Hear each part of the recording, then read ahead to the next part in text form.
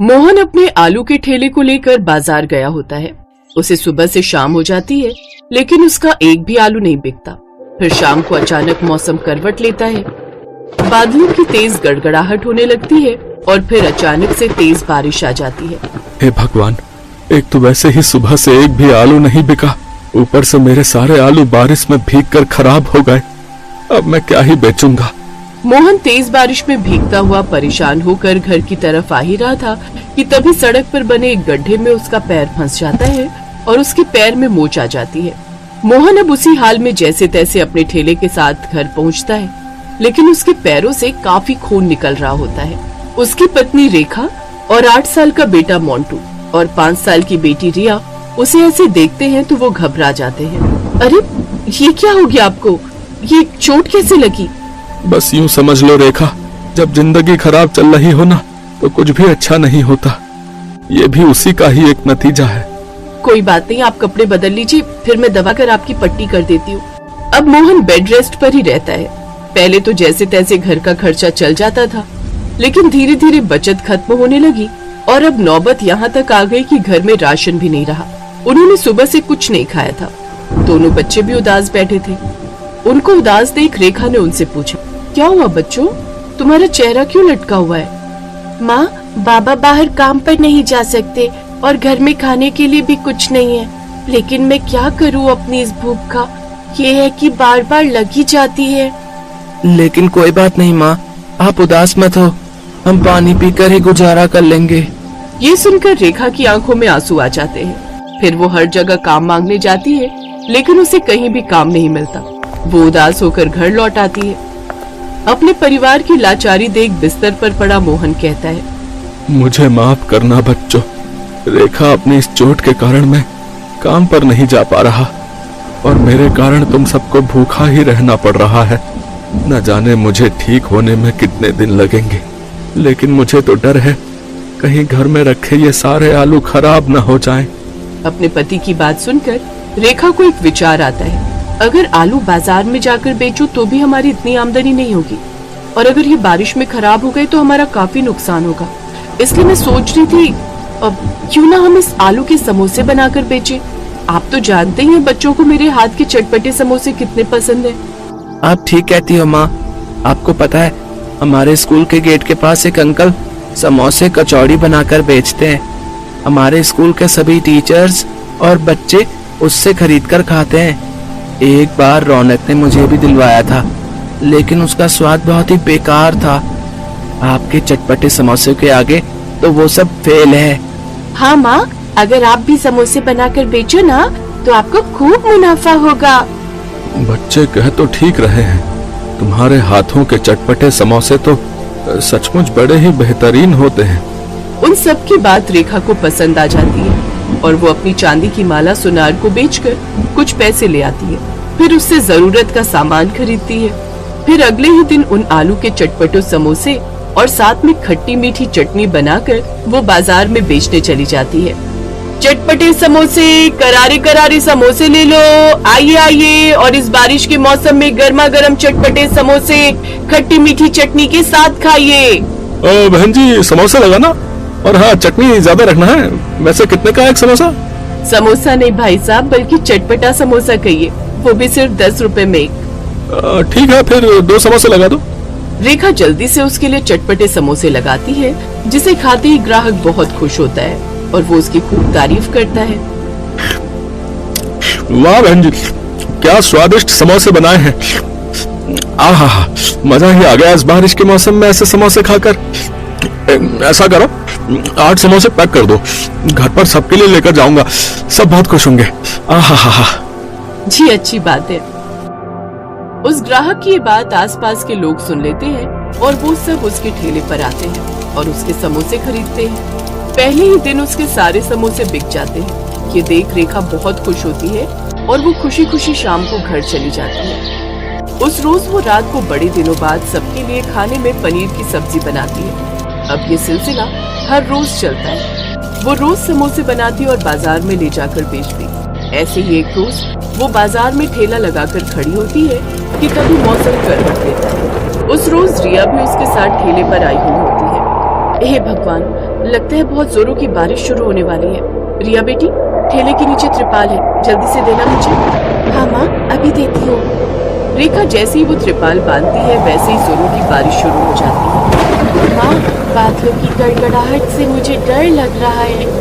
देखो ना, बिजली भी कितनी जोरों की कड़क रही है। फिर बारिश और भी तेज और टेढ़ी होने लगती है, जिसके चलते अब त्रिपाल भी बारिश रोक नहीं पाता, जिसकी वजह से सारा पानी उनके समोसों पर आ गिरता है और सारे समोसे खराब हो जाते हैं।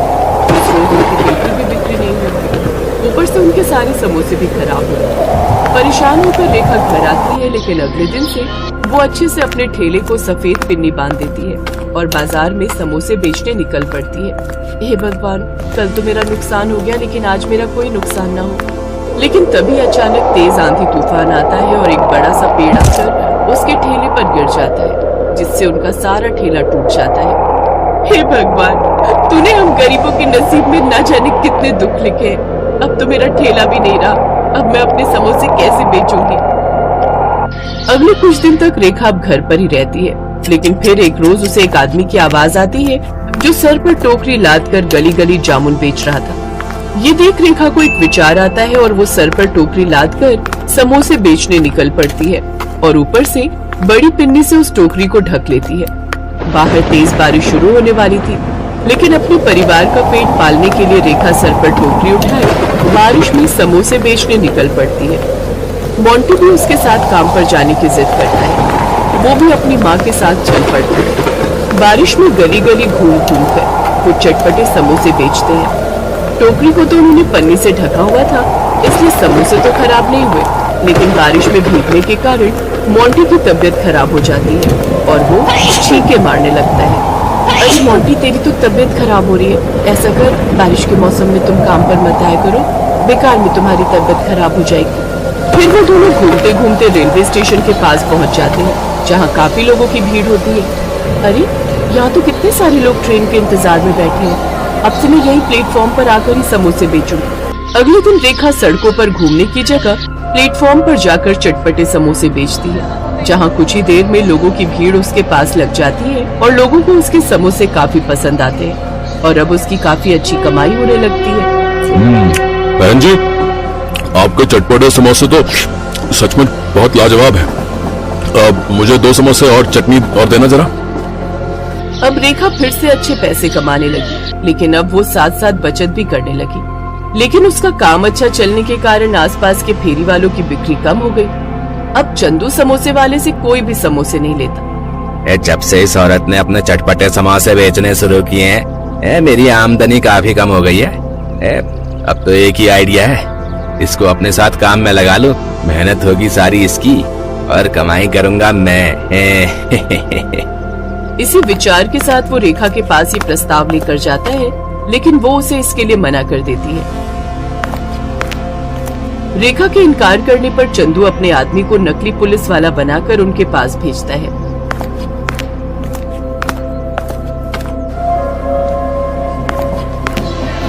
चलो यहाँ से, अब से तुम यहाँ समोसे नहीं बेचोगी। लेकिन क्यों साहब, मैं तो बराबर यहाँ ये लगाने का टैक्स भरती हूँ।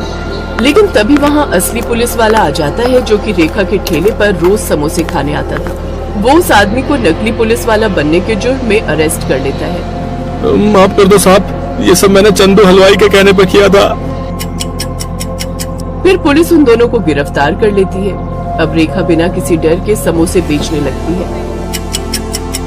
कुछ दिनों बाद मोहन भी पूरी तरह ठीक हो जाता है और वो भी उसकी इस काम में मदद करने लगता है। अब दोनों पति पत्नी मिलकर खूब मेहनत करते हैं और खूब पैसे कमाते हैं और अपने लिए एक बड़ा पक्का घर बनवा लेते हैं, जिसमें हर सुख सुविधा होती है।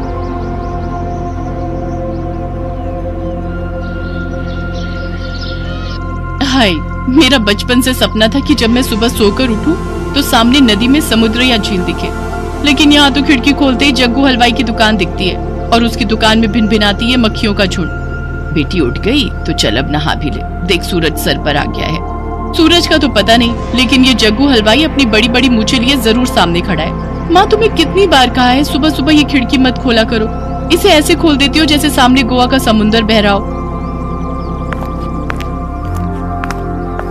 तू दुखी मत हो बेटी, तेरे लिए ऐसा ससुराल ढूंढ के लाया हूँ जिसके सामने समुद्र तो नहीं, लेकिन यमुना जरूर बहती है और बहुत बड़ा मकान है उनका। देखोगी तो खुश हो जाओगी। सच में पापा? हाय, आज तो मैं बहुत खुश हूँ। नदी और उसके सामने मेरा घर। वाह वाह वाह वाह वाह। लेकिन कौन है, कहाँ रहते हैं, कुछ तो बताइए। सब पता चल जाएगा भाग्यवान। पहले तुम दोनों जल्दी से तैयार हो जाओ। हम आज ही लड़के के घर जाएंगे, क्योंकि उसके पिताजी के पैर में चोट आ गई है, इसलिए उन्होंने हमें ही अपने घर बुलाया है। इसी बहाने सोनल भी अपना नया घर देख लेगी। कुछ देर बाद वो सभी लड़के वालों के घर पहुंच जाते हैं। घर सच में बहुत बड़ा होता है। वाह वाह, कितना बड़ा और सुंदर घर बना रखा है। तभी लड़के के पिता उससे बोले, वो क्या है ना बहन जी, पहले तो ये थोड़ी जगह मेरे पिताजी को मिली थी, लेकिन फिर परिवार आगे बढ़ता रहा तो घर भी और आगे बढ़ता रहा। बहन जी, आप यूं समझ लीजिए कि ये सारा घर हमारा ही है। क्या हमारा है? सारा तो अवैध कब्जा कर रखा है। तुम चुप करो जी। अगर हम नहीं करेंगे तो कोई और कर लेता, और वैसे भी कुछ सालों में तो सरकार इसे वैध कर ही देगी। उधर सोनल उदित के साथ ऊपर वाले कमरे का व्यू देखकर खुश हो रही थी। देखो क्या मस्त व्यू दिखता है हमारे कमरे से। अरे लोग तो मरते हैं शहरों में ये गोवा वाली फीलिंग लेने के लिए। बिल्कुल सही कहा जी। मुझे तो ये रिश्ता मंजूर है। क्या मैं आपको पसंद हूँ? आप भी मुझे बहुत पसंद हैं। दोनों शादी के लिए हाँ कर देते हैं, लेकिन घर आकर सोनल के मम्मी पापा इस रिश्ते के लिए तैयार नहीं थे। तुमने देखा ना कि उन लोगों ने कैसे यमुना जी पर कब्जा किया हुआ है। मुझे कुछ नहीं पता। मैं तो उसी घर में जाऊंगी। आई बड़ी, उसी घर में जाऊंगी। यहाँ तो तेरे एक बाल्टी पानी ही उठाने में हाथ दुखते हैं। भगवान न करे अगर कभी वहां पानी भर गया तो तू इतना पानी कैसे निकालेगी? हाँ। लेकिन सोनल उनकी एक नहीं सुनती। उसे तो बस वही कमरा चाहिए था जहां से रिवर व्यू दिखे। फिर बच्चों की जिद के आगे माँ बाप को झुकना ही पड़ता है। और फिर उदित और सोनल की शादी हो जाती है। अरे बहू, अब नीचे भी आ जा। सारा दिन कमरे में बैठी बैठी बस ये रिवर व्यू ही देखती रहती है। इस कमरे से व्यू कितना सुंदर लग रहा है। यहाँ तो मुझे ऐसा लग रहा है जैसे मैं गोवा के होटल रूम में हूँ। पर काश यहाँ रूम सर्विस भी हो जाती।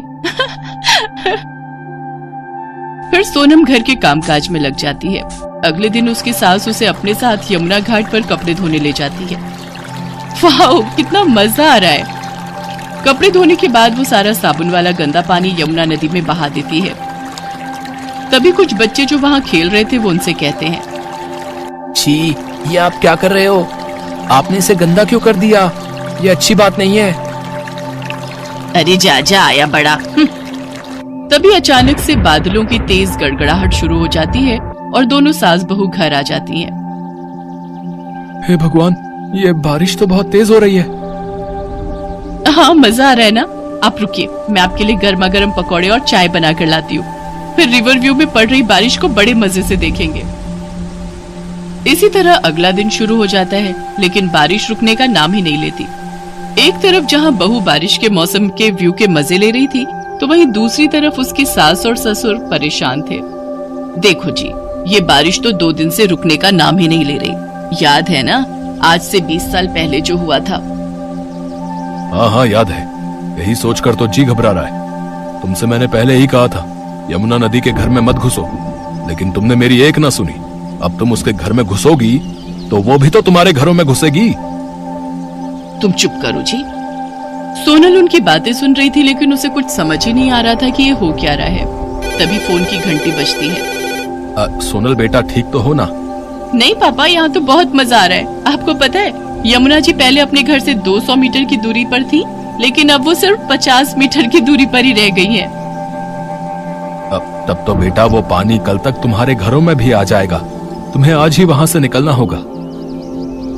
ये सुनकर सोनल परेशान हो जाती है। इसके बाद उसकी सास उससे कहती है, जल्दी से सारा सामान बांधकर ऊपर वाले कमरे में रख दो, यहाँ कभी भी पानी भर सकता है। वो सभी मिलकर सारा सामान ऊपर वाले कमरे में रख देते हैं कि तभी नीचे पानी घर के अंदर आ जाता है। सोनल और वो सभी पानी बाल्टी से भरकर बाहर फेंक रहे होते हैं कि तभी एक लंबा सा सांप पानी में आ जाता है। सांप, सांप! वो भागते हुए सीढ़ियों पर चढ़ जाती है। ये कहाँ फंस गई मैं? इससे अच्छी तो जग्गू हलवाई की दुकान थी। भले ही वहाँ मक्खियों का ढेर दिखता था, लेकिन इस तरह सांप तो नहीं आता था। तभी उनके घर बचाव दल के लोग आते हैं। जल्दी से यह घर खाली करो, यमुना कभी भी अपना प्रकोप दिखा सकती है। सभी जल्दी से घर से बाहर निकलते हैं और कुछ ही देर में उनका मकान बाढ़ के पानी में बह जाता है। ये क्या, हमारा घर सारा सामान बाढ़ में बह गया। अब हम कहाँ जाएंगे? ये क्या हो गया, हम बर्बाद हो गए। पापा, मम्मी। तभी सोनल डूबते हुए घर की तरफ भागती है, लेकिन उसका पति उसे पकड़ लेता है। मेरी शादी की सीडी एल्बम, मेरी शादी का जोड़ा और मेरे गहने। सोनल जान है तो जहान है, छोड़ो अब वो सब। वहीं खड़ी सोनल की सास वो सब चुपचाप देख रही थी, क्योंकि वो भली भांति जानती थी कि उसने जो यमुना के घर में घुसने की गलती की थी, उसकी सजा तो उन्हें मिलनी थी। लेकिन बेचारी सोनल, जो नई नई शादी करके अपने सपनों के घर रिवर व्यू का मजा लेने आई थी, उसका वो सपना पल भर में चकनाचूर हो गया और वो बाढ़ का पानी सामान के साथ साथ उसके सपनों को भी बहा कर ले गया।